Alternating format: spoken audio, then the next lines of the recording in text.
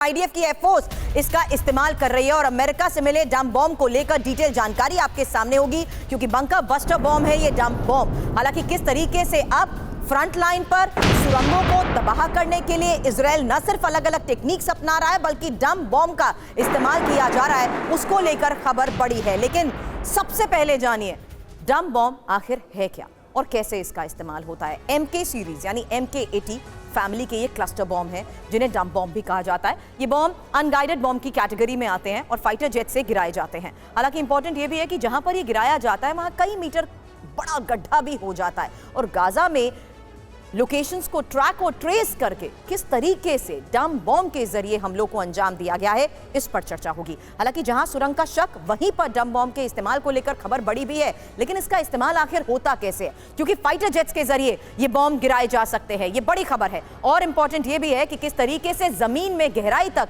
ये बॉम्ब धंस जाता है। पर्याप्त गहराई में जाने के बाद धमाका तो होता ही है, जमीन के अंदर 250 मीटर का इलाका बर्बाद करने का दावा किया जाता है। और यशमोर सर, मैं आपको चाहूंगी इस पर मुझे ज्वाइन करके बताइए इस डंप बॉम्ब के बारे में, क्योंकि जो इंटरेस्टिंग फैक्ट मैंने इसके बारे में पढ़े उसमें यह पता लग पाया कि कैसे अभी तक सिर्फ 1980s तक इसका इस्तेमाल होता था और यही डंप बॉम्ब बाद में रिप्लेस हो गए थे प्रिसीजन गाइडेड बॉम्ब्स के जरिए, जो कि बहुत ज्यादा एक्यूरेट भी माने जाते थे। लेकिन अगर इजराइल आज सुरंगों के जिस तरीके से ऑपरेशंस को अंजाम दे रहा है, ऐसी टेक्निक का इस्तेमाल कर रहा है और डंप बॉम्ब का ये जो इस्तेमाल किया जा रहा है वो कितना कारगर साबित होता हुआ नजर आ रहा है। थैंक यू सुरभि, आपके शो में आने के लिए।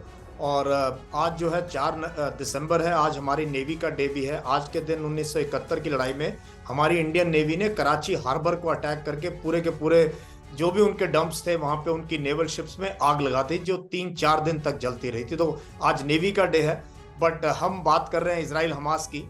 तो डंप बॉम्ब बेसिकली जो उसके बाद स्मार्ट बॉम्ब्स बनने शुरू हो गए, जो कि प्रिसीशन गाइडेड थे।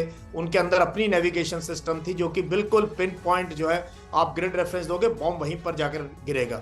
लेकिन ये अब जो है बॉम्ब डंप है, लेकिन जो एयरक्राफ्ट इनको यूज कर रहे हैं वो बहुत स्मार्ट है। उनकी एवियोनिक्स, उनकी प्रिसीशन, एग्जैक्ट प्रिसीशन है जहां पर ये गिराना चाहते हैं।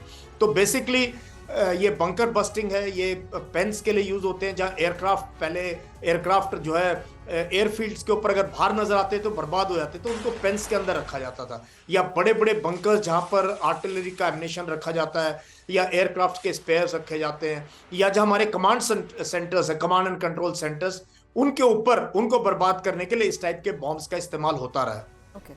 तो इजराइल के पास वैसे टेक्निक की कोई कमी नहीं है। टेक्नोलॉजिकली सबसे सुपीरियर कंट्री मानता हूं मैं इजराइल को, as far as weapon technology is concern. एंड अमेरिका के साथ उनका बहुत पुराना वेपन टेक्नोलॉजी को लेन देन है और कोलैबोरेशन भी है। So they are using this bombs basically Hamas के जो कमांड एंड कंट्रोल इंफ्रास्ट्रक्चर है उसको बर्बाद करने के लिए। जहां तक टनल्स की बात है, अब ये परसेप्शन है 500 बर्बाद करी है, 800 करी है, 1 डजन वहां खबर है कि 1300 टनल है, वहां पे 1300 टनल्स हैं। और जिसका नेटवर्क तकरीबन कई सौ किलोमीटर है। लेकिन इस सबके बीच में सारी टेक्निक होने के बाद में बीच में सुरभि ये भी है कि इजराइल 2 महीने की लड़ाई में ये नहीं पता कर पाया कि ये जो इनके बंधक थे वो कहां पर रखे थे हमास ने। बिल्कुल। तो लेट्स वेट एंड वॉच।